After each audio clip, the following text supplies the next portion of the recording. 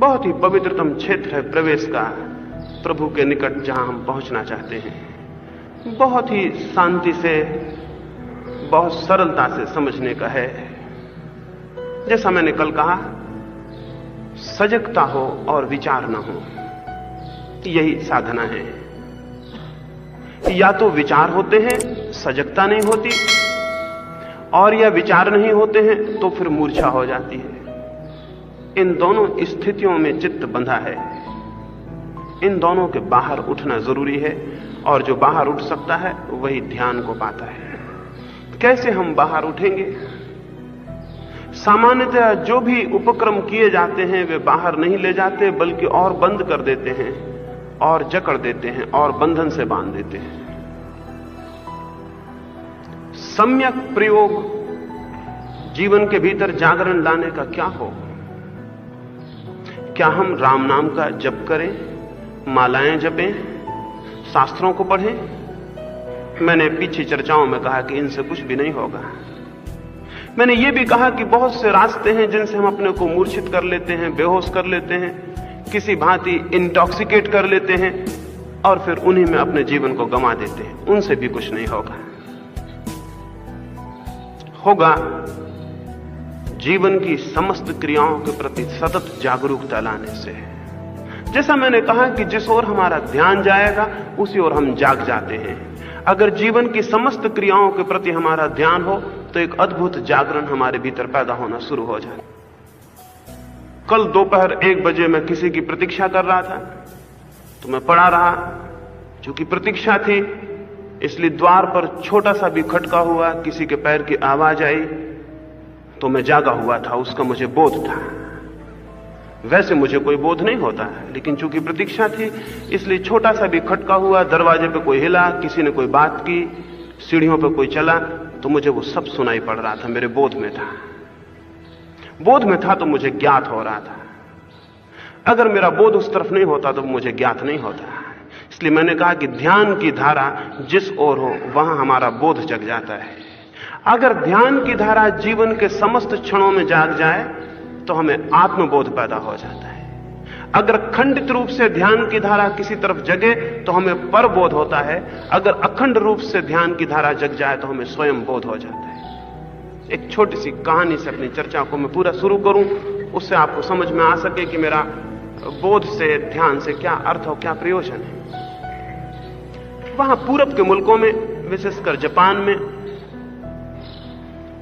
तलवार चलाना और तलवार चलाने की कुशलता सीखने के लिए विद्यालय होते हैं। कभी हमारे मुल्क में भी होते थे। उन विद्यालयों पर लिखा होता है हाउस ऑफ गॉड। ये बिल्कुल ही पागलपन की बात है। जहां तलवार चलाना सिखाते हैं वहां विद्यालय पे लिखे रहते हैं ईश्वर का घर, परमात्मा का मंदिर। हमको भी हैरानी होगी कि अंदर तलवार चलाना सिखाते हैं और बाहर दरवाजे पे लिखे रहते हैं ईश्वर का घर। लेकिन मैं आपसे कहूं, अगर कोई तलवार चलाना ठीक से सीख जाए तो ईश्वर के घर के करीब पहुंच जाता है। क्यों पहुंच जाता है? क्योंकि तलवार चलाने वालों को बड़ा होश रखना पड़ता है, और अगर होश पूरा पूरा जग जाए तो तलवार चलानी भी आ जाती है और ईश्वर की तरफ पहुंचने का रास्ता ही बन जाता है। इसलिए उन लोगों ने तलवार चलाने वाले घरों के ऊपर लिखा हुआ है हाउस ऑफ गॉड। एक ऐसे ही प्रभु के मंदिर में जहां तलवार सिखाई जाती थी, एक नया युवक जाके दीक्षित होना चाहता था। वो गया। उस समय का जो बहुत बड़ा गुरु था तलवार सिखाने वाला, उसके पास गया और कहा कि मैं दीक्षित होना चाहता हूं और मुझे भी यह कला सीखनी है। उसके गुरु ने कहा, कितने दिन मेरे यहां रुक सकोगे? उस व्यक्ति ने कहा, बहुत जल्दी है मुझे, बहुत से बहुत वर्ष भर रुक सकता हूं। तो उस आदमी ने, उसके गुरु ने कहा कि वापस लौट जाओ, कोई छोटा मोटा काम सीखो। तलवार चलाना बड़ा काम है, जन्म जन्म लग जाते हैं, और फिर ये कोई तलवार चलाना छोटी मोटी बात नहीं है। हम तो तलवार चलाने से परमात्मा में प्रवेश भी सिखाते हैं। इसलिए जन्मों की प्रतीक्षा और धीरज लेकर आओ तो सीख सकते हो, इतने जल्दी नहीं होगा। उस युवक ने कहा, कितना समय लगेगा? तो गुरु ने कहा समय की कोई बात ही नहीं है, एक क्षण में भी हो सकता है और जन्म भी लग सकते हैं। तुम्हारे ऊपर निर्भर है कि तुम बोध को कितनी तीव्रता से जगाते हो। उसने कहा कि मैं रुकूंगा, जब तक चाहेंगे रुकूंगा। सो गुरु ने कहा स्मरण रखो, अगर धीरज पक्का है तो दोबारा मुझसे मत कहना अब की तलवार चलाना सिखाओ, जब मेरी मर्जी होगी तब शुरू करूंगा। ऐसा वर्ष बीत गया, एक वर्ष उसने कहा था सीख लूं, वर्ष बीत गया। और उसके गुरु ने कहा कि तुम घर में कचरा झाड़ो, दीवारें साफ करो, पानी लाओ, गाय का दूध दोहो, ये सारे काम करो, जब जरूरत होगी तो मैं तुम्हारा पाठ शुरू करूंगा। एक वर्ष बीतना हो गया, उसका कोई पाठ शुरू नहीं हुआ। वो कचरा ढोता था, घर साफ करता था और छोटे मोटे काम करता था। गुरु का उसकी तरफ कोई ध्यान नहीं था, दूसरे लोगों की तरफ ध्यान था। वो बहुत हैरान हुआ, ऐसे तो जन्म जरूर गुजर जाएंगे और कुछ भी सीखने को नहीं मिलेगा। लेकिन एक दिन वो कचरा बुहारी से साफ कर रहा था और पीछे से गुरु ने आके लकड़ी की एक तलवार से उसके ऊपर हमला किया, पीछे से एकदम से हमला किया। वो घबरा गया, चौंक के खड़ा हो गया। उसने कहा ये क्या करते हैं? उसके गुरु ने कहा पाठ शुरू किया। अब ध्यान रखना, मैं कभी भी हमला कर सकता हूं, तुम कोई भी काम करोगे मैं कभी भी हमला कर सकता हूं। और फिर हमले होने शुरू हो गए। वो रोटी बना रहा है और पीछे से आके गुरु उसका लकड़ी की तलवार से हमला कर देगा। वो कचरा झाड़ रहा है, पीछे से हमला हो जाएगा। वो सो रहा है, हमला हो जाएगा। 24 घंटे कहीं से भी हमला हो सकता है। क्या हुआ उसके भीतर? उसके हाथ में कोई तलवार नहीं है, बचने का कोई उपाय नहीं। उसने अपने गुरु से कहा कि मुझे भी तलवार दे। गुरु ने कहा भी तलवार क्या करोगे, पहले बोध आ जाए तो तलवार काम की होगी। जरा कल्पना करें, अगर आपके पीछे कोई इस तरह की स्थिति हो कि आप सो रहे हैं, कोई हमला कर दे, आप खाना बना रहे हैं, कोई हमला कर दे, आप खाना खा रहे हैं, कोई हमला कर दे। 24 घंटे वो सजग रहने लगा। 24 घंटे उसे बोध रहने लगा कि हमला होता है, किसी भी क्षण हमला हो सकता है। ऐसा दिन बीतने लगे, उसके भीतर एक नई चेतना की स्थिति बनने लगी। उसका ध्यान पूरे वक्त इस बात पर रहने लगा कि हमला होने को है। धीरे धीरे यह हुआ कि हमला गुरु कर रहा है और वो एकदम चौंक के खड़ा हो जाएगा। अभी हमला हुआ नहीं, वो इस तरफ देख रहा है, पीछे हमला होने को है और वो सजग हो जाएगा और चौंक के खड़ा हो जाएगा। गुरु प्रसन्न हुआ, उसने कहा कि कुछ पाठ में गति हो रही है। 3 वर्ष बीतते बीतते ये हालत हो गई कि वो ऐसा बैठा हुआ है, हमला होगा तो वो हाथ पहले से बढ़ा देगा। 3 वर्ष बीतते बीतते बोध ऐसा सजग हुआ कि अब उसे हर वक्त बोध है कि क्या हो सकता है। वो एकदम जागा हुआ है, उसका होश है। क्योंकि जो लोग तलवार की कला में कुशल होते हैं, ये नहीं कहा जा सकता कि दूसरा तलवार मारने वाला कहां तलवार मारेगा। उसकी तलवार मारने के पहले आपकी तलवार पहुंच जानी चाहिए बचाने को, नहीं तो आप बच नहीं सकेंगे। जब कोई तलवार से लड़ता है तो यह नहीं कहा जा सकता कि तलवार का हमला कहां होगा। और अगर उस हमले के पहले आपका बचाव नहीं है तो आप फिर नहीं बच सकते। हमले के पहले बचाव का मतलब हुआ बोध इतना तीव्र होना चाहिए कि उसके भीतर इच्छा पैदा हो कि हमला करे और आपके भीतर इच्छा का अनुभव हो जाए कि हमला कहां होने को। नहीं तो कोई तलवार चलाना नहीं सीख सकता। तो उसे बोध, उसे सजगता। उसने 3 वर्षों के बाद सोचा कि मुझे तो इतना परेशान किया जा रहा है। वो नींद में भी उसका होश रहने लगा। नींद में भी गुरु हमला करता था तो एकदम चौंक के बैठ जाता। उसने कहा कि मैं भी तो देखूं, ये बूढ़ा मुझे इतना परेशान कर रहा है, इसका बोध कैसा है। 3 वर्ष पूरे होने पर गुरु लेटा हुआ था। एक दिन सुबह कोई 5 बजे होंगे, वो गया और उसने हमला किया गुरु पर। वो अपनी लकड़ी उसने हाथ में उठाई है कि उसके गुरु ने आंखें बंदी किए ही कहा ठहरो। बहुत हैरान हो गए। उसने कहा कि ये क्या, अभी तो आप तो आंख बंद किए पड़े हैं। गुरु ने कहा कि अगर बोध बहुत सजग हो तो तुम्हारे भीतर जो विचार की भी थिरकन होती है वो भी पकड़ में आ जाती है। अगर बोध बहुत सजग हो तो दूसरे के भीतर जो विचार सरकता है उसकी पद ध्वनि भी सुनी जाती है। अगर बोध बहुत सजग हो तो दूसरे के भीतर जो भाव की लहर चंचल होती है उसकी प्रतिध्वनि भी आ जाती है। बोध पर सब निर्भर है। बोध का अर्थ क्या हुआ? बोध का अर्थ हुआ सतत जागा हुआ होना। हम तो सारे लोग सोए हुए हैं, वो युवा जाग गया। उसने गुरु से कहा कि अब तलवार चलाना कब सीखूंगा। उसने कहा तुम जाओ, तुम सीख गए। एक पाठ नहीं दिया तलवार चलाने का, उसने कहा तुम जाओ, तुम सीख गए। अब तुम्हें तलवार चला के कोई पराजित नहीं कर सकता। अब तुम्हारा बोध सजग है, और यही जीवन की कला भी है। अगर बोध सजग है तो जीवन में कोई पराजय नहीं है, और अगर बोध सजग नहीं है तो जीवन पराजित हो ही जाएगा। हम सोए हुए जीते हैं, हम करीब करीब सोए हुए हैं। इसको आप ख्याल करें और अनुभव करें कि आप करीब करीब सोए हुए जीते हैं। जब आप खाना खा रहे हैं तो आप बोधपूर्वक खा रहे हैं, आपको बोध है कि आप भोजन ले रहे हैं। जब आप रास्ते पर चल रहे हैं तो आप बोधपूर्वक चल रहे हैं, आपको पता है कि आप चल रहे हैं। जब आप बिस्तर पर सोने गए हैं तो आप बोधपूर्वक सो रहे हैं, आपको ज्ञात है कि आप सो रहे हैं, या कि आप एक नशे में एक सोए हुए आदमी की तरह कुछ कर रहे हैं और मन कहीं और है। जिसका मन करने में नहीं है और करने के कहीं और है, वो सोया हुआ आदमी। सोए हुए होने का अर्थ क्या है? सोए हुए होने का अर्थ है हम जहां हैं वहां हमारा बोध नहीं है तो हम सोए हुए हैं। हम जहां हैं वहां हमारा बोध न हो तो हम सोए हुए लोग हैं। और हमारा मन ऐसा है कि जहां हम होते हैं वहां वो कभी नहीं होता। या तो मन अतीत में होता है, जो बीत गए क्षण, घटनाएं, स्मृतियां, मन वहां घूमता रहता है, और या मन भविष्य में होता है, कल्पनाओं में जो होने वाला है उसकी इच्छाओं। जो मूवमेंट, जो क्षण मौजूद है, वो जो प्रेजेंट मूवमेंट है, उसमें मन कभी नहीं होता। हम वर्तमान में कभी होते ही नहीं हैं, या तो अतीत में होते हैं या भविष्य में होते हैं। और जो वर्तमान में नहीं है वो सोया हुआ है, क्योंकि जीवन तो वर्तमान में है। सब जीवन वर्तमान में है, न तो अतीत की कोई सत्ता है और न भविष्य की कोई सत्ता है।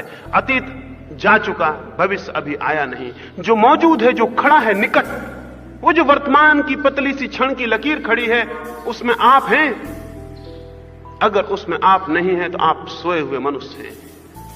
फिर ये सोया हुआ मनुष्य जिसका बोध अतीत या भविष्य में है, वर्तमान में जो भी करेगा वो गलत हो जाएगा, वो असम्यक हो जाएगा। क्योंकि सोया हुआ मनुष्य ठीक कैसे कर सकता है? वो जो भी करेगा वही भूल हो जाएगी। मुझसे पूछिए तो सोए हुए कोई भी काम करने का नाम मैं पाप कहता हूं। जिस काम को भी हम सोए हुए करते हैं वही पाप है। मैं ये नहीं कहता कि हिंसा पाप है, मैं ये नहीं कहता कि क्रोध पाप है, मैं ये नहीं कहता कि हत्या पाप है, मैं ये नहीं कहता कि चोरी पाप है। मैं कहता हूं जो काम भी सोया हुआ किया जाता है वो पाप है। और आप हैरान हो जाएंगे, जिन जिन को हमने पाप कहा है उनको करने के लिए सोया होना बिल्कुल जरूरी है।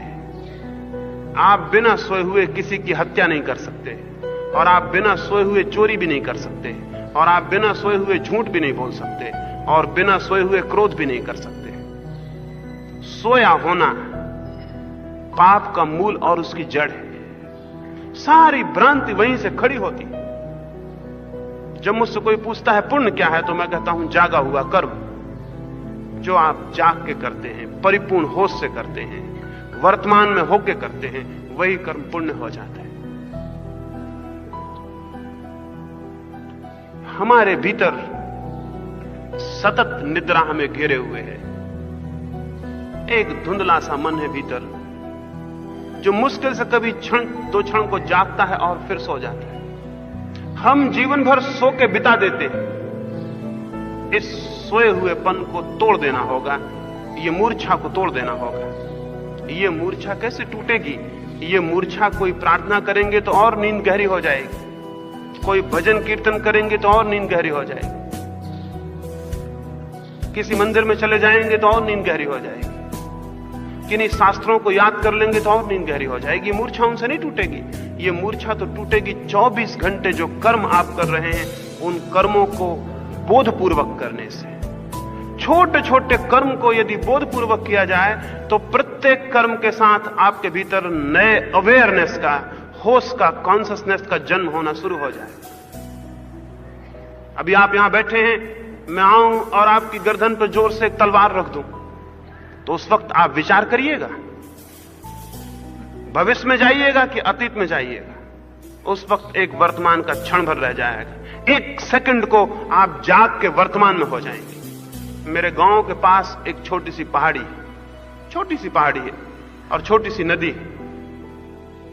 पहाड़ी के एक किनारा बहुत ऊंचा है और किनारा सीधा सपाट है, उससे अगर कोई गिर जाए तो प्राण ही निकल जाए। उस पर छोटी सी पतली पगडंडी है, उस पर चलना भी बड़ा कठिन है, छोटी सी कगार है। जब मुझसे कोई पूछता है कि बोध क्या है, तो मैं उसे पकड़ के वहां ले जाता हूं और उससे कहता हूं इस कगार पर चलो। उसके साथ मैं भी चलता हूं, उससे कहता हूं इस कगार पर चलो। उसके पैर डगमगाने लगते हैं, वहां कहता हूं कि तुम चले आओ। यहां तुम बिना बोध के नहीं चल सकते, तुम्हारे भीतर जो फर्क हो समझ लेना कि वो बोध है। वहां वो एकदम सजग हो जाता है, सारे विचार बंद हो जाते हैं। एक ही विचार होता है कि एक एक कदम संभाल के, सारा होश उसका पैरों में केंद्रित हो जाता है, सारा होश उसका पैरों में केंद्रित हो जाता है। उसके पैर आंखों की तरह हो जाते हैं, वे भी देखने लगते हैं। एक सेकंड वो चूका कि वो गया। और क्या आपको पता है कि जिंदगी में भी आप ऐसी ही पतली कगार पर दिन भर खड़े हैं, 24 घंटे, एक सेकंड चूकते हैं और चले जाते हैं, लेकिन जिंदगी भर सोए गुजार देते हैं, क्योंकि पता नहीं कि जिंदगी भी एक बिल्कुल पतली कगार है और जिसके नीचे गिरने का हर क्षण मौका है। लेकिन हमें ख्याल नहीं और हम चले जा रहे हैं, हम बढ़े जा रहे हैं। मैंने पीछे कहा था, इसी हाल में पीछे बोल रहा था, तो मैंने कहा कि अगर यहां हम एक 50 फीट का लंबा एक पटिया रख दें, 1 फीट चौड़ा और 50 फीट लंबा, जमीन पर रख दें और आपसे कहा जाए इस पे चलिए, तो सब लोग चल जाएंगे, किसी को कोई अड़चन नहीं हो, कोई गिरेगा? इतने लोगों में से कोई ना बूढ़ा गिरेगा, ना कोई बच्चा गिरेगा, ना कोई स्त्री, ना कोई पुरुष, सब उस पर निकल जाएंगे। लेकिन उसी पटियों को ऊपर की गैलरी से और इसकी दीवार से लगा के रख दिया जाए, नीचे ये गड्ढा होगा, वही पटिया है 50 फीट लंबा और 1 फीट चौड़ा, और आपसे कहा जाए इस पे चलिए, कितने लोग उस पे से जा पाएंगे? आखिर क्या फर्क क्या हो गया? पटिया वही है, उतना ही लंबा है, उतना ही चौड़ा है, नीचे था आप चल गए, ऊपर था आप चलने में क्यों डर रहे हैं?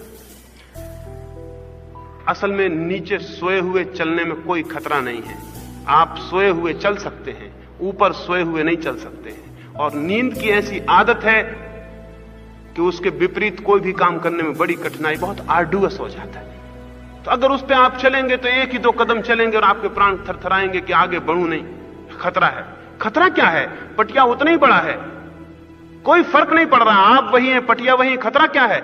खतरा ना तो गड्ढे में है ना पटिये में है, खतरा आपके भीतर है। आप सोए हुए अब नहीं चल सकते हैं, अब जाग के चलना होगा, और जाग के चलने की हमें कोई आदत नहीं है। जीवन में होश की हमें कोई आदत नहीं है, जीवन में हमें बेहोशी की आदत है, और बेहोशी को हम प्रेम भी करने लगते हैं, क्योंकि बेहोशी का एक सुख है, जागने का एक कष्ट है, बेहोशी का एक सुख है। इसलिए सारी दुनिया में शराब पी जाती है और नशे किए जाते हैं। बेहोशी का सुख यह है कि जीवन भूल जाता है, बेहोशी का सुख यह है कि जीवन भूल जाता है। हम जीवन को भूलने के सब तरह के उपाय करते हैं, नाटक देखते हैं, संगीत सुनते हैं, फिल्में देखते हैं, शराब पीते हैं, ये सब का सब भूलने का उपाय है। किसी भांति हम अपने जीवन को भूल जाएं, सो जाएं, हमें नींद पूरी आ जाए तो जीवन में कोई तकलीफ नहीं है। अधिकतम लोग सोना पसंद करते हैं जागने की बजाय, अधिकतम लोग भूलना पसंद करते हैं होश की बजाय। असल में अधिकतम लोग मरना पसंद करते हैं जीने की बजाय। अगर आप बहुत गहरे में देखेंगे तो आपके सोने की जो प्रवृत्ति है कि सोए रहें, कोई तकलीफ ना हो, कोई बेचैनी ना हो, क्योंकि बेचैनी जगाती है, तकलीफ जगाती है, दुख जगाता है, इसलिए आप सुख को खोजते हैं, क्योंकि सुख में नींद हो सकती है। कंफर्ट की जो खोज है, सुख की जो खोज है, वो नींद की खोज है। इसको समझ लेना चाहिए कि जितना आप सुख खोज रहे हैं, किस लिए खोज रहे हैं? क्योंकि सुख में जागने की ज्यादा जरूरत नहीं रहती। और यही वजह है कि जो लोग सामान्यतः सुख में रहते हैं, उनके भीतर कोई प्रज्ञा, कोई विवेक कभी नहीं जगता है। जीवन में प्रज्ञा और विवेक का जन्म दुख में होता है, सफरिंग में होता है। क्यों? क्योंकि सफरिंग में सोया नहीं रह सकते आप, जागना पड़ेगा, होश रखना पड़ेगा। पीड़ा जगाती है और आराम सुलाता है। हमारी सबकी खोज आराम की खोज है। आराम की खोज अगर ठीक से समझें तो जागने के विरोध में है। हम सोए होने के पक्ष में हैं, और जो आदमी सोए होने के पक्ष में है, अगर बहुत ठीक से सोचेगा तो उसका लॉजिकल, उसका तार्किक अंत है कि वो आदमी मरने के पक्ष में है, क्योंकि मृत्यु तो बिल्कुल सो जाना है। जीवन को तो वही उपलब्ध होगा जो जागरण के पक्ष में हो। इसलिए जो मैंने पहले दिन कहा था कि हमारी मृत्यु की तरह है ये जिंदगी, इसलिए मृत्यु की तरह है कि हम सोए हुए हैं। अगर आप जीवन को जानना चाहते हैं तो जागना होगा, और जागने के लिए कोई ऐसा नहीं है कि कभी मंदिर चले जाएं, आधा घड़ी को जाग जाएं। जागना होगा 24 घंटे। इसलिए तपश्चर्या अखंड है, खंडित नहीं है कि आपने 10-5 मिनट कर ली, क्या आपने समय पर कर लिया और निपट गए। कोई जीवन में कोई क्रांतियां ऐसे नहीं होती कि आप 10-15 मिनट एक कोने में बैठ गए मंदिर के जाके और आप समझे काम पूरा हुआ, लौट चले। जीवन अखंड है, तपश्चर्या अखंड है, प्रति क्षण उसे साधना होगा। तपश्चर्या से कोई छुट्टी, कोई हॉलीडे नहीं होता। ऐसा नहीं होता है कि 2 घंटे तपश्चर्या कर ली और फिर छुट्टी हो गई। 24 घंटे में 23 घंटे तपश्चर्या कर ली, 1 घंटा छुट्टी मना ली। तपश्चर्या से कोई छुट्टी नहीं है, कोई अवकाश नहीं है। 24 घंटे है, जागते हैं, धीरे धीरे सोते हुए भी है। धीरे धीरे 24 घंटे चेतना पर काम करना है, और चेतना पर काम करना तभी होता है जब हम बोध को क्रमशः जगाएं। जितना हम जगाएंगे उतना जागेगा, जितना हम जगाएंगे उतना जागेगा। अनंत संभावना है बोध के जगने की, लेकिन हम जगाना नहीं चाहते। और जहां जाग सके उन सारी स्थितियों से हम बचते हैं। हम हमेशा पुराने में ही बंधे रहना चाहते हैं, क्योंकि नए में बोध को जगाना होगा। हम हमेशा पुराने लोगों से ही घिरे रहना चाहते हैं, क्योंकि नए में बोध को जगाना होगा। हम हमेशा पुरानी स्थितियों को ही पकड़े रहते हैं, कोई नई स्थिति आएगी तो बोध को जगाना होगा। हम हमेशा पुरानी आदतों में जकड़े रहते हैं, क्योंकि आदतें छोड़ेंगे तो बोध को जगाना होगा। जिस आदमी को बोध को जगाना हो, उसे अपने चित्त को बहुत आदतों में बांधने की आवश्यकता नहीं है, क्योंकि आदतें मुर्दा हो जाती हैं और आदमी उन्हें सोए हुए करने लगता है। आप रोज ठीक वक्त पे खाना खा लेते हैं, ठीक वक्त पे सो जाते हैं, ठीक वक्त पे उठाते हैं, धीरे धीरे ये सब मैकेनिकल हो जाता है, ये सब यांत्रिक हो जाता है। ठीक वक्त पे प्रार्थना कर लेते हैं, ठीक वक्त पे बच्चों को प्रेम कर लेते हैं, ठीक वक्त पे दफ्तर हो आते हैं, धीरे धीरे आप एक मुर्दा आदमी हो जाते हैं। आदतों के पुंज हो जाते हैं, आपके भीतर सहज जागा हुआ कुछ भी नहीं रह जाता। और अगर जागा हुआ कुछ भी नहीं है तो आप स्मरण रखें, आपको जीवन से कोई संबंध नहीं हो सकता। तो जागने के लिए कुछ करना होगा, सतत करना होगा। लोग मुझसे पूछते हैं क्या करें, वे मुझसे पूछना चाहते हैं कोई छोटी मोटी तरकीब हो, वो बता दी जाए, उनका चित्त शांत हो जाए, वो परमात्मा को पालें। ऐसा नहीं है, ऐसा बिल्कुल नहीं है। कोई छोटी मोटी तरकीब नहीं है। कल ही मुझे किसी ने पूछा कि कोई शॉर्टकट होना चाहिए। कोई शॉर्टकट नहीं है, कोई छोटा सा रास्ता होना चाहिए कि हम जल्दी से परमात्मा पर पहुंच जाएं। कोई ऐसा रास्ता नहीं है। और अगर कोई कहता हो कि ऐसा रास्ता है, तो वह आपकी कमजोरी का शोषण करने का रास्ता निकाल रहा है। आपकी कमजोरियों का शोषण हो रहा है सारी दुनिया में। आप जल्दी से कोई रास्ता चाहते हैं, एक आदमी कहता है ये ताबीज बांध लो, भगवान मिल जाएंगे। क्योंकि आप में कमजोरी है, वो ताबीज से आपका शोषण कर लेता है। आप कहते हैं हमें जल्दी भगवान चाहिए, वो कहता है कि चलो यज्ञ कर दो, मंदिर बनवा दो, धर्मशाला बनवा दो, सब ठीक हो जाएगा। वो कहता है जाओ गंगा में नहा लो, सब ठीक हो जाएगा। वो आदमी आपका गुरु हो जाता है, क्योंकि उसने आपकी कमजोरी को पहचान लिया, उसके शोषण की तरकीब निकाल ली, आप मूर्ख बना दिए गए। कोई रास्ता नहीं है छोटा। छोटा रास्ता कैसे हो सकता है? परमात्मा को पाने का रास्ता एक ही है, न छोटा है न बड़ा है, और वो है जीवन में अखंड बोध को, स्मरण को, माइंडफुलनेस को, होश को, अमूर्छा को साधना। 24 घंटे उठते बैठते आपका कोई भी क्रम, कोई भी काम, कोई भी कर्म, कोई विचार की हल्की सी परत भी आपके अनजाने ना हो, लेकिन आपका सब अनजाने हो रहा है। अगर आप देखें, एक आदमी बैठा है कुर्सी पे, अपने पैर को हिलाया जा रहा है, उससे पूछिए कि पैर क्यों हिला रहे हैं, वो एकदम पैर को रोक लेगा। जैसे आप पूछेंगे पैर को क्यों हिला रहे हैं, उसका बोध पैर की तरफ जाएगा, वो खुद ही समझेगा ये क्या एब्सर्ड फिजूल का काम कर रहा हूं कि मैं पैर को हिला रहा हूं। वो एकदम से रोक लेगा और वो कहेगा मुझे कुछ पता नहीं, ऐसे ही कर रहा था, ऐसे ही हो रहा था। ये क्या पागलपन है कि ऐसे ही हो रहा था? आपका पैर है और आपके बिना जाने हिलता है, और आप कहते हैं कि ऐसे ही हो रहा था। और जिस आदमी का पैर उसके बिना जाने हिल रहा है, उसके जीवन में बहुत कुछ बिना जाने होता होगा, स्वाभाविक। उसके जीवन में बहुत कुछ बिना जाने होता होगा, अनजाने उसके जीवन में बहुत सी बातें होंगी। अगर आप अपने पिछले जीवन को स्मरण करें, तो मैं आपसे पूछूं, आपने क्रोध जान के किया है? तो आपको पता चलेगा कभी जान के नहीं किया। आपने जिन लोगों से मित्रता की है जान के की है, या जिन लोगों से शत्रुता की है जान के की है? जिन बातों को आप पसंद करते हैं उनको जान के पसंद करते हैं, और जिन बातों को नापसंद करते हैं उनको जान के नापसंद करते हैं? आप पाएंगे आपकी कोई पसंद, कोई नापसंद, कोई मित्रता, कोई शत्रुता, कोई भी जान के नहीं है। आप बिल्कुल वैसे जैसे एक आदमी कुर्सी बैठ के पैर हिला रहा है, ऐसे जिंदगी भर पैर हिलाते रहते हैं, और ये सारे काम आपके बिल्कुल अनजान में हो रहे हैं। आप बिल्कुल सोए हुए किए चले जा रहे हैं। अगर कोई पकड़ के जोर से पूछे, आप अपने किसी एक भी काम का ठीक ठीक अकाउंट नहीं दे सकते कि ये मैंने क्यों किया। एक भी काम का आप ठीक ठीक ब्यौरा नहीं दे सकते कि ये मैंने, क्योंकि आपने जान के नहीं किया है, आपसे हुआ है, आपने किया नहीं है। बुद्ध एक गांव के करीब से निकले थे और कुछ लोग उन्होंने गालियां दी, अपमान किया, तो बुद्ध ने कहा, मित्रों मैं जाऊं, मुझे दूसरे गांव जल्दी पहुंचना है, अगर तुम्हारी बातचीत पूरी हो गई हो तो मुझे जाने की आज्ञा दो। उन्होंने कहा, बातचीत? हमने गालियां दी हैं और अपमान किया है, इसका उत्तर चाहिए। बुद्ध ने कहा कि जान के गालियों का कभी कोई आदमी उत्तर नहीं दे सकता, अजान में उत्तर दे सकता है, और वो उत्तर दिया हुआ नहीं होता, उत्तर आता है, यानी उसमें वो आदमी सजग नहीं होता, यांत्रिक होता है। उधर से गाली आई, इधर धक्का लगा, दूसरी गाली यहां से निकल गई, वो आदमी बिल्कुल मशीन की तरह काम करता है। आपने बटन दबाई, पंखा घूमने लगा, आपने बटन बंद की, पंखा बंद हो गया। मैंने आपको गाली दी, आपके भीतर चित्त घूमने लगा, क्रोधित हो गया, आपने मुझे गाली दे दी। जो आदमी दूसरे के गाली देने से बिना विचारे, बिना होश में भरे गाली का उत्तर दे रहा है, वो आदमी मशीन है, वो अभी मनुष्य है ही नहीं, सोया हुआ आदमी। आपसे सब गालियां इसी तरह निकल रही हैं। बुद्ध ने कहा कि पहले ऐसा होता था कि कोई मुझे गाली देता था तो मेरे भीतर से भी गाली निकलती थी, अब तो मैं जाग गया हूं, अब तो मैं जाग गया हूं, इसलिए ना तो तुम्हारी गाली मेरे बिना बोध के मेरे भीतर प्रवेश कर सकती है, सारे द्वारों पर मेरी चेतना बैठी हुई।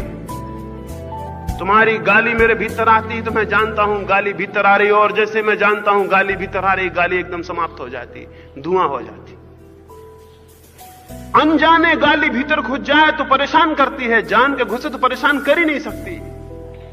बुद्ध ने कहा, तुम्हारी गाली ऐसे है जैसे कोई अंगारे को पानी की तरफ फेंके, जब तक वो पानी से दूर होता, अंगारा होता, पानी में गया, राख हो जाता। ऐसे ही मेरे भीतर जो बोध की शीतलता पैदा हुई है, तुम्हारी गाली जब तक मुझ तक नहीं आती तब तक गाली होती है, मुझे छूते से, मेरे बोध को छूते से ठंडी और राख हो जाती। अब मैं किसका उत्तर दूं, और उत्तर कैसे दूं?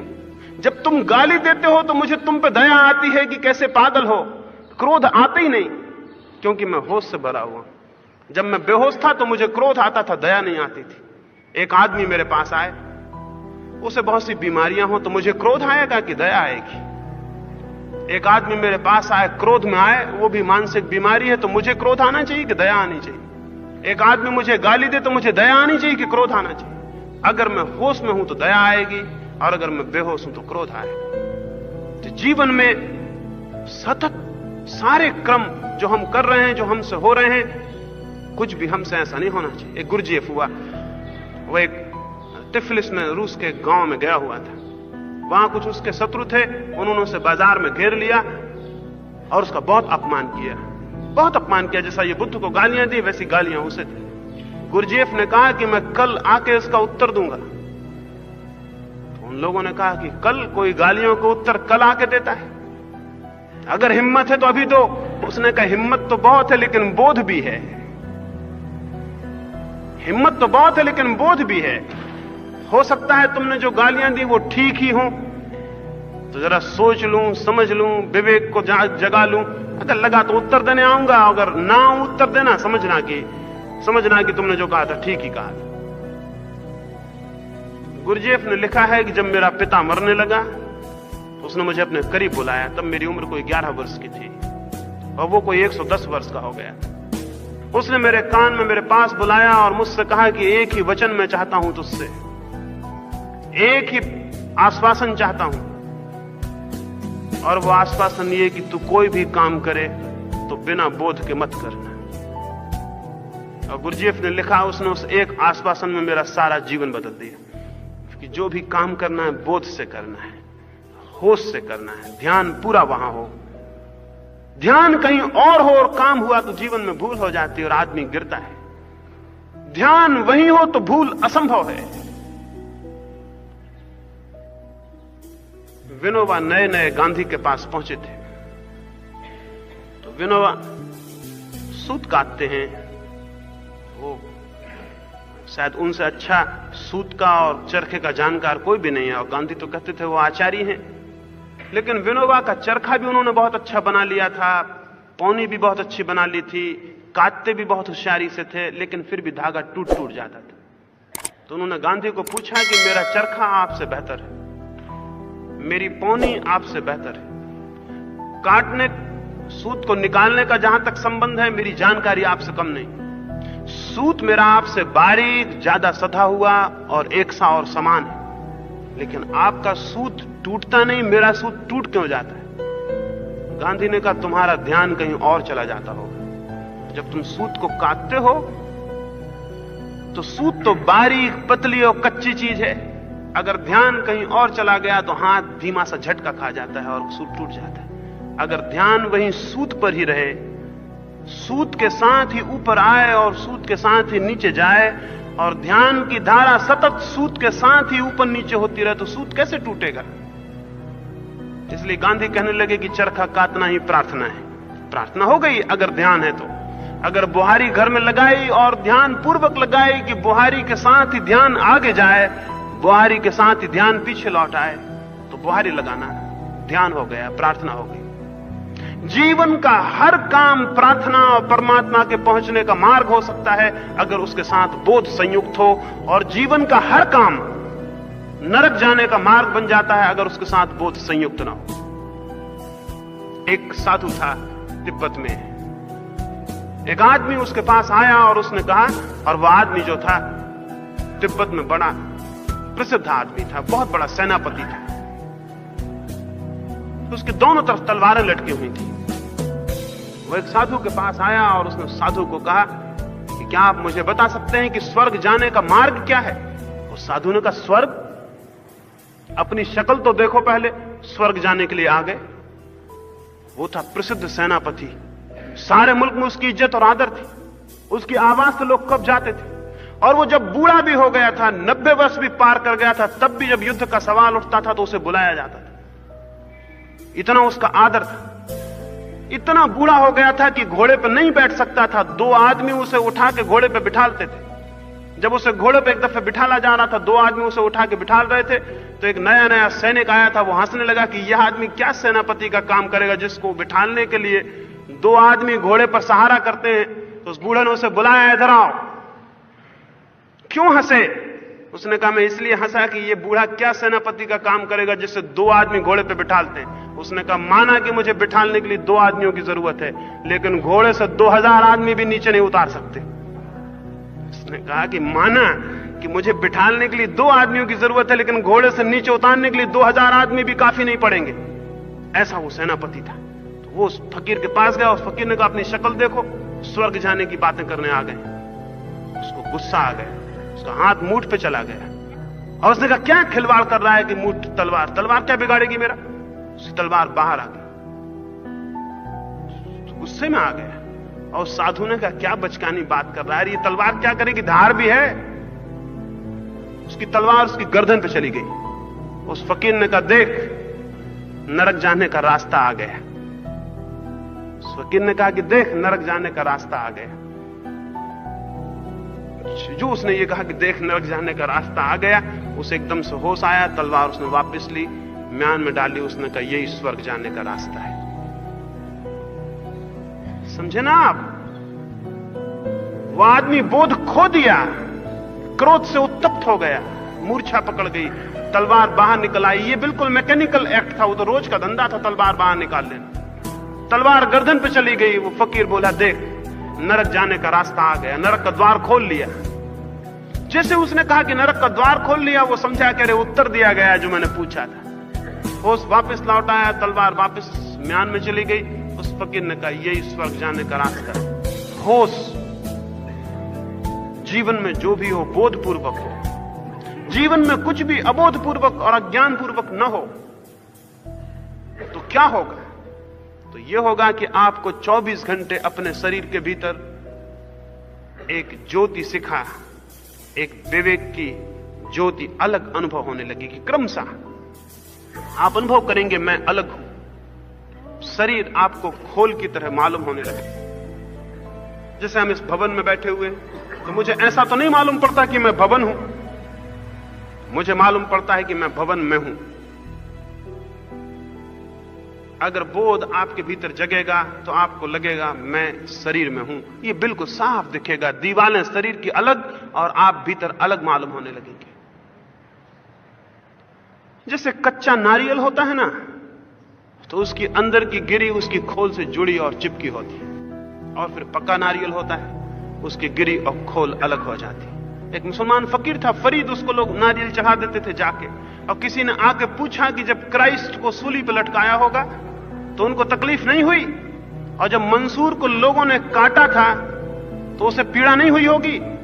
शेख फरीद के पास नारियल पड़ा था, उसने एक नारियल उठा के दिया, वो एक गीला नारियल था, उसने कहा इसे फोड़ो। वो नारियल फोड़ा गया, नारियल के ऊपर की खोल तो टूटी ही टूटी, उसके भीतर की गिरी भी छिन्न भिन्न हो गई। शेख फरीद ने कहा देख, एक तरह के आदमी इस तरह के होते हैं। तो सूखे नारियल को उसने पटका, ऊपर की खोल टूट गई, भीतर की गिरी साबित बाहर निकल आई। उसने कहा एक तरह के आदमी इस तरह के भी होते हैं। एक तरह के आदमी होते हैं उनको शरीर को चोट पहुंचा हो, उनकी आत्मा में भी चोट पहुंच जाती है, क्योंकि शरीर और आत्मा जुड़े रहते हैं। और एक तरह के आदमी होते हैं कि उनके शरीर को कितनी ही चोट पहुंचाओ, उनके भीतर आत्मा तक कोई चोट नहीं पहुंचती, क्योंकि शरीर और आत्मा का बोध पृथक हो जाता है। जितना आपके भीतर होश जगेगा, आपकी गिरी और खोल अलग अलग होने लगेगी, आप सूखे नारियल होने की तरफ बढ़ना शुरू हो जाएंगे।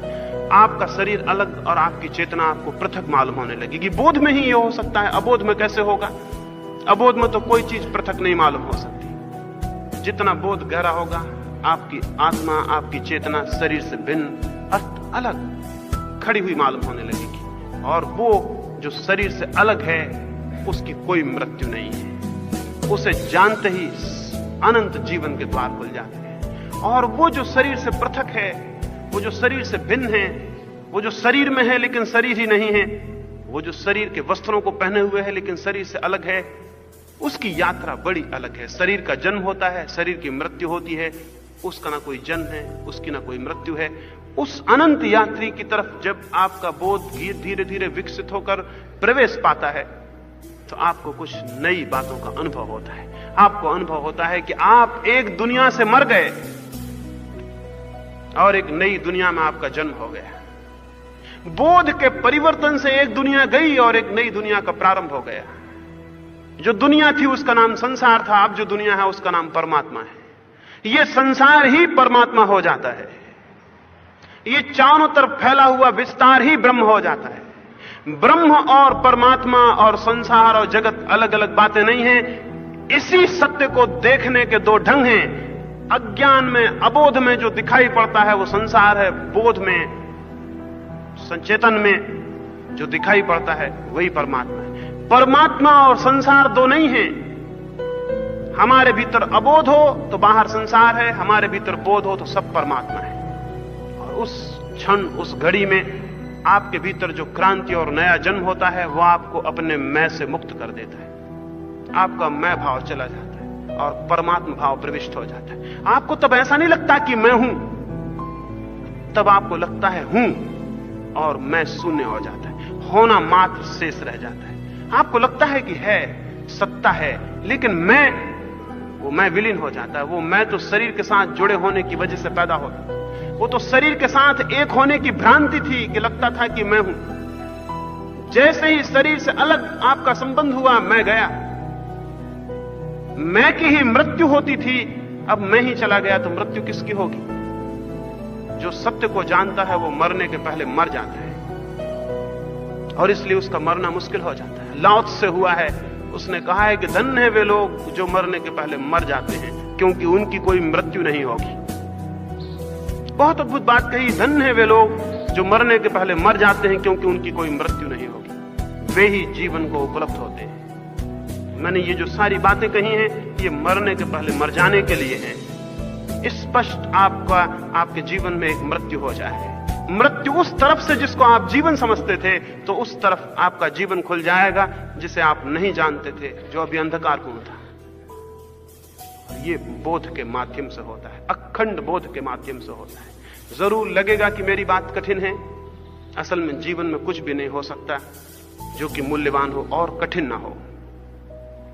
लगेगा कि मेरी बात, मुझे लोग जगह जगह पूछते हैं, सामान्य मनुष्य के हैसियत के बाहर है। यह बिल्कुल गलत है। यह किसी की हैसियत के बाहर नहीं है। और इस तरह के बहाने करके हम अपने ही हाथ से अपनी हैसियत कम कर देते हैं। ये सब बहाने हैं। हम अपने को सामान्य बनाने की कोशिश में लगे रहते हैं कि हम बहुत सामान्य आदमी, हमसे क्या होगा। आपसे ज्यादा विशेष न महावीर थे, न बुद्ध थे, न कोई कभी हुआ है। हर मनुष्य की उतनी ही गरिमा है जितनी किसी और की हो, लेकिन हम बहुत होशियार लोग हैं। हमने महावीर को बना दिया भगवान जिसमें कि हम सामान्य हो सके, बुद्ध को बना दिया अवतार ताकि हम सामान्य हो सके, क्राइस्ट को बना दिया ईश्वर पुत्र ताकि हम सामान्य हो सके। हम इन सारे लोगों को अलग कर दिया अपने से ताकि हम सामान्य हो सकें और सो सकें, और हम कह सकें कि जागना तो कुछ विशिष्ट लोगों की बात है, हम तो सामान्य लोग हैं, हम कैसे जाग सकते हैं। कोई मनुष्य सामान्य नहीं है। लेकिन इसका पता आपको तब तक नहीं चलेगा जब तक कि बोध जगना शुरू ना हो जाए। जब तक बोध नहीं जगा है तब तक हर एक सामान्य है, और बोध जगने लगे तो कोई सामान्य नहीं है। जब तक बीज में अंकुर न फूटे तब तक ऐसा लगता है कि पता नहीं इस बीज में वृक्ष है भी या नहीं, लेकिन ऐसा कोई बीज नहीं है जिसमें वृक्ष ना हो। लेकिन उसका प्रमाण कब मिलता है? प्रमाण तो तभी मिलता है जब अंकुर फूटे। तो अभी से अपने को सामान्य न समझ लें कि मैं सामान्य हूं। अभी आप कुछ नहीं तय कर सकते। थोड़ा प्रयास करें, थोड़ी हिम्मत करें, थोड़ा साहस करें, थोड़ा अंकुर फूटने दें, और आपको पता चलेगा कोई बीज ऐसा नहीं जिसमें वृक्ष ना हो, और कोई मनुष्य ऐसा नहीं जिसके भीतर परमात्मा की संभावना नहीं। वो संभावना है, लेकिन उसे जगाना होगा, उसे उठाना होगा और साहस करना होगा। उस जीवन के प्रति जिन्हें हम सच समझे हुए हैं, उन बातों के प्रति जिन्हें हम बड़ी कीमत की समझे हुए हैं, मरना होगा। और अगर कोई उन बातों के प्रति मरे और भीतर की तरफ जागे, और अगर ये दोनों क्रियाएं साथ चलें कि वो व्यर्थ की बातों के प्रति मरता जाए और सार्थक बोध के प्रति जागता चला जाए, तो क्रांति बिल्कुल सुनिश्चित है। और उस क्रांति से ही मनुष्य स्वतंत्रता को, मुक्ति को अनुभव करता है। एक छोटी सी कहानी और अपनी चर्चा को मैं पूरा करूं। बहुत पुराने समय में कभी कोई राजा हुआ, वो जंगल से एक तोते को पकड़ लाया। तोता बड़ा सुंदर था, बहुत सुंदर था। उसे उस राजा को उस तोते से बहुत प्रेम भी हो गया। उसने उसके लिए स्वर्ण के पिंजरे बनवाए, उनमें हीरे मोती जड़वाए, लाखों रुपए उन पर खर्च किए और उस तोते को पाला। उसे बड़ी शिक्षा दी। वो मनुष्य की भाषा सीख गया और बोलने लगा। वर्ष बीत जाने पर एक दिन उस राजा ने कहा कि मैं वन जा रहा हूं शिकार के लिए। जिस वृक्ष से तुम्हें पकड़ा था, तुम्हारे बंधुजन, तुम्हारे सजाती, तुम्हारे मित्र वहां रहते होंगे, कोई संदेश तुम्हारा हो तो मैं पहुंचा दूं। उस तोते ने कहा, उनको कह देना कि मैं बहुत आनंद में हूं क्योंकि राजा का मुझ पे बड़ा प्रेम है। मैं बहुत सुख में हूं क्योंकि राजा की मुझ पे बड़ी कृपा है। लेकिन ना तो सुख से स्वतंत्रता बेची जा सकती है और न राजा के प्रेम और कृपा से। तो तुम सचेत रहना। उसने कहा कि मेरे मित्रों को कह देना कि मैं सुख में हूं, राजा की बड़ी कृपा है, सब तरह से व्यवस्था है, सुविधा है, राजा का बड़ा प्रेम है, लेकिन किसी भी कीमत पर स्वतंत्रता नहीं बेची जा सकती। तुम सजग रहना, ये मेरे मित्रों को तुम कह देना। राजा ने कहा, इसने संदेश तो बहुत गड़बड़ दिया है, लेकिन वचन दिया था तो वो गया। और उसने जाके उस वृक्ष के नीचे जहां से तोते को पकड़ा था, वहां बहुत हजारों तोते थे, उस झाड़ पर रहते थे। सांझ को वे सब लौटे तो राजा ने उनसे कहा कि तुम्हारे बंधु ने ये खबर भेजी। जैसे उसने कहा, एक एक तोता वृक्ष से नीचे गिरने लगा, जैसे अचानक मृत्यु हो गई। जैसे उसने ये कहा कि उसने कहा है कि सुख तो बहुत है, लेकिन स्वतंत्रता सुख पर नहीं बेची जा सकती। पिंजरा तो बहुत सुंदर है, सोने का है, लेकिन आकाश के मुकाबले तो उसे नहीं चुना जा सकता। तुम जरा सावधान रहना। ये जैसे ही राजा ने कहा कि एक एक तोता वृक्ष से नीचे गिरने लगा, जैसे कि सारे तोते एकदम मरने लगे। उसने कहा, ये कैसा अपशगुन वाला संदेश इसने भेजा है। हजारों तोते नीचे गिर गए, उनकी मृत्यु हो गई और ढेर लग गए। राजा बहुत घबरा गया, वो लौटा। वो बहुत चिंतित हुआ कि ये कैसा संदेश था, इसके कैसे शब्द थे कि हजारों तोते एकदम मर गए, गिर गए नीचे और ढेर लग गए। वो वापस लौटा और उसने जाकर उस तोते को कहा कि तूने ये क्या पागलपन किया, ये कैसा संदेश भेजा, ये कैसे अपशगुन भरे शब्द थे कि मैंने जैसे ही कहा कि हजारों लाखों तोते गिरने लगे वृक्ष से और मर गए, जैसे ही राजा ने यह कहा, देखा कि तोता तड़फड़ाया और मर गया। वो वहीं मर गया उस पिंजड़े के भीतर। राजा बोला, मैं भी कैसा पागल हूं, मैंने ये खबर इसको आके फिर सुना दी, ये भी मर गया, ये मामला क्या है? लेकिन तोता मर गया, उसे बहुत प्यारा था। तो उसने सोचा कि उसका शाही सम्मान से विदा हो। बहुत बड़ा सम्मान की व्यवस्था की गई, पिंजरा खोला गया, उसे बहुत अच्छे वस्त्रों में रखा गया। लेकिन लोग देख के हैरान हुए, जैसे उसे पिंजरे के बाहर रखा, वस्त्रों में रखा, उसने पंख फड़फड़ाए और वो आकाश में उड़ गया। उसने ऊपर महल की चोटी पर बैठ गया। राजा ने कहा, ये क्या धोखा है, ये क्या मामला है? उस तोते ने कहा, मेरे मित्रों ने मुक्त होने का संदेश मुझे भेजा, उन्होंने मेरे संदेश का उत्तर दिया। उन्होंने कहा, मुर्दे की भांति हो जाओ, पिंजरा खुल जाएगा।